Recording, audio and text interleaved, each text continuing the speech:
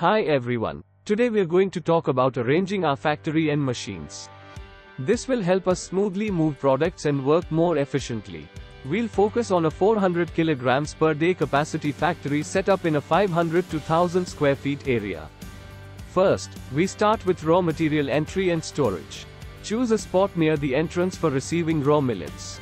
Next to the entrance, make a storage area for the raw millets.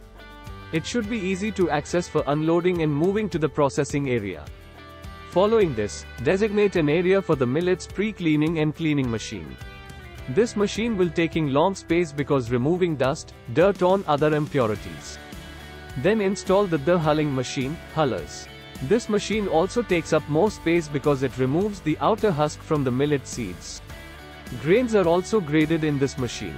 Subsequently, arrange for the packaging area to be set up. In this area, workers ensure the packaging bags are properly weighed before being filled with the finished product. Once the packaging is completed by the workers, near the exit, establish an area for finished product storage and dispatch. Use shelving units or pallets for storing the finished products, organized for easy access and dispatch. By considering all these aspects, you can efficiently produce millet rice. All the best. Do like, share and subscribe to Vyapar Coach channel.